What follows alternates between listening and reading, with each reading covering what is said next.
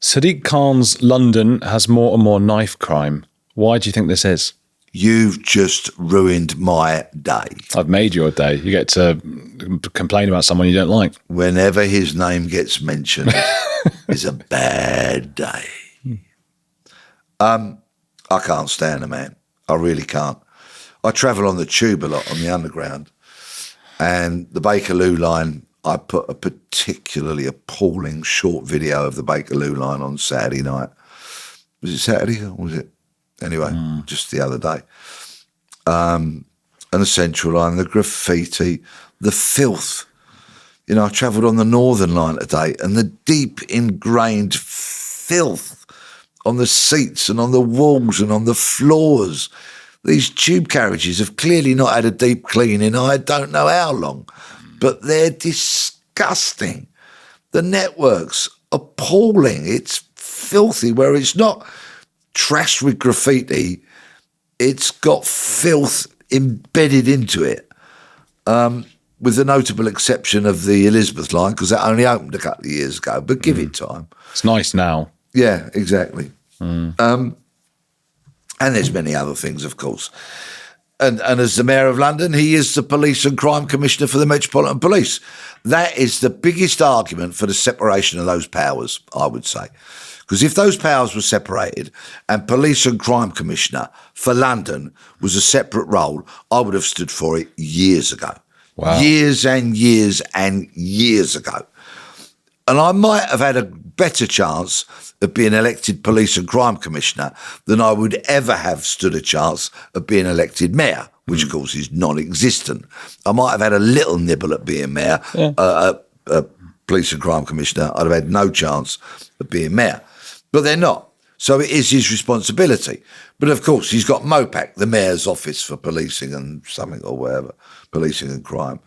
And he has a deputy mayor for policing and all that kind of stuff, which is just a pathetic effort on his behalf to try and shift blame elsewhere. But it's a mess. London's a mess. The Commissioner of Police is equally culpable. His senior leadership team are equally culpable. Government cuts do not help. The age of austerity was appalling for policing. But why knife crime? Why is and that? For, where do we start? The causes of, the problem, for as far as I see it, is what possesses somebody, no matter who they are, no matter what their age is, no matter what their background is, what possesses them as they get ready to walk out of their front door to go, right, phone, keys, cash maybe, not many people carry cash these days, No. but phone, keys, credit card, whatever it is, knife. Where's the knife? Where's the machete? That's, for me, boil it all down to that. What makes people go knife before they step out their front door? I think the reasons are complex. We know that many young people, children, carry them out of fear. They foolishly think they're going to be safer if they've got a knife. And of course, all the stats will tell you that if you take a knife out on the streets of Britain, you are far more likely to become a victim of knife crime than if you don't have a knife. That's a fact, but you try getting it through to these kids. Older people that carry them, there's territory, isn't there? Yeah. There's the drug trade, which is responsible for the overwhelming bulk of knife carrying, I would suggest. And why do people fall into those traps? Mental health, of course, we have to remember that. Some people are just plain bonkers and they carry weapons out onto the streets and commit atrocities. As an ex-police officer, all I would focus on would be trying to save lives. So if I was still serving, yeah, I'll leave the reasons and what have you to the psychologists and the people with letters after their name and all that kind of stuff. Although I think a lot of academia, quite frankly, is utter bullshit, but there you go. I mean, I like smart people if we're talking about curing cancer. Sure. Or, learning how to make a rocket go. Yeah, or hosting podcasts. And that kind of stuff. Yeah. What about when Khan says things like, as your mayor, I will make London safer? Do you give that much credit? Yeah.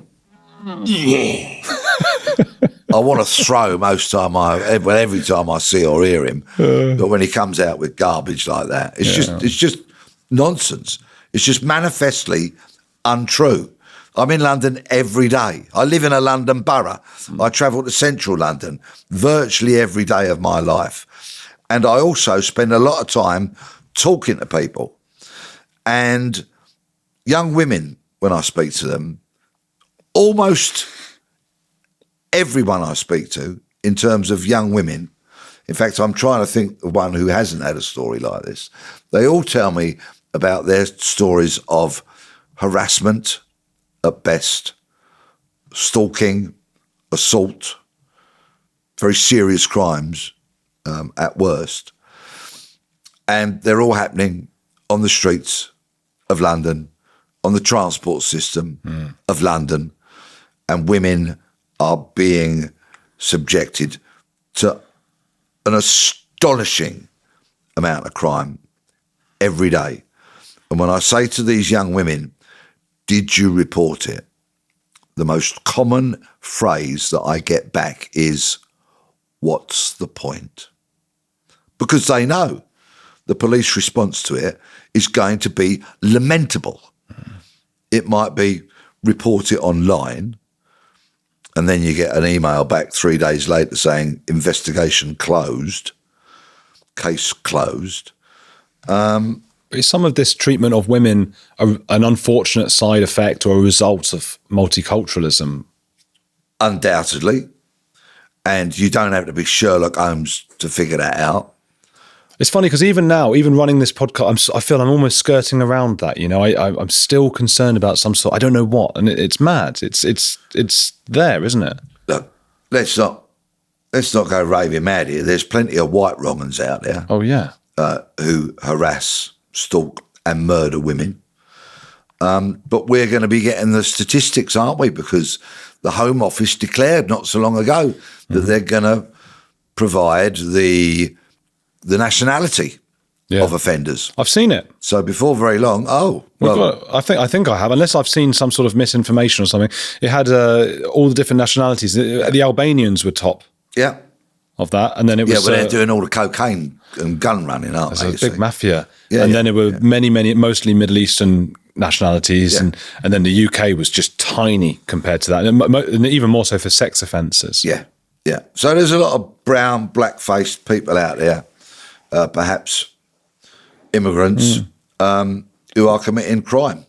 Or even forgetting the colour, or just the nationalities. All the nationalities, different culture. Or whatever, wheresoever, or wherever they come from. There is a disproportionately unacceptable amount of crime being committed on the streets of London, and women are so often the victims of it. And they tell me about this every time I sit down and talk to women who live, work and travel in central London and the suburbs sometimes. It is frankly appalling. And it can range from men taking photographs of women without their permission.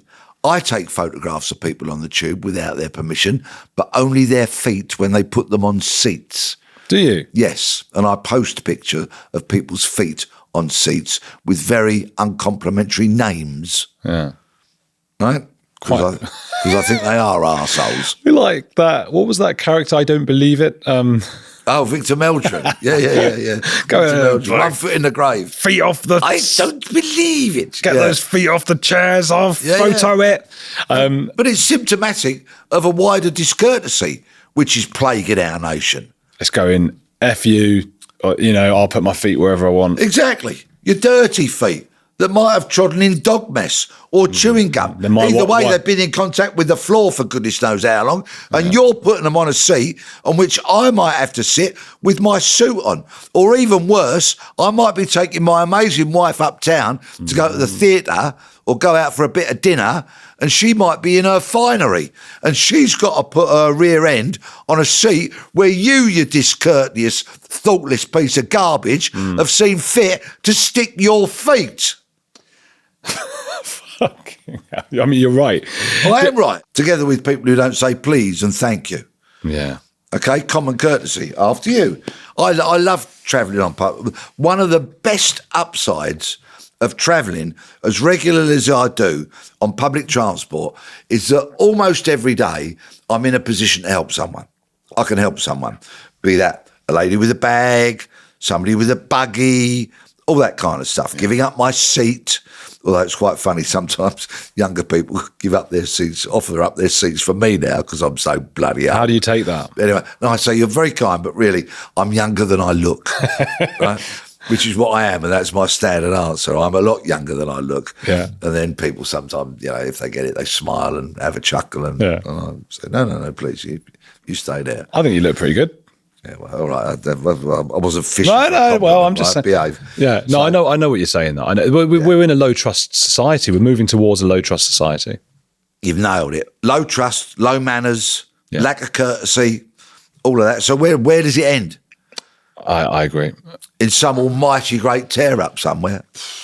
Oh, I don't want to end on a depressing note. Did you feel positive about things? Sun's shining. Summer's here, almost. It's May. But of course, it's been very dry in recent weeks. So no doubt we'll have a hosepipe ban soon. And I will be getting my water from a standpipe at the end of the street by August, I reckon. Watch this space. Yeah. But these water companies, you see, it pours down with rain and they pour millions of tons of sewage into our rivers and our seas. Then it doesn't rain and they still get paid. And yet we'll have hosepipe bans and standpipes, I'm sure. Oh, man. Honestly. So on that negative But anyway, note, you wanted something cheery to talk about, didn't you?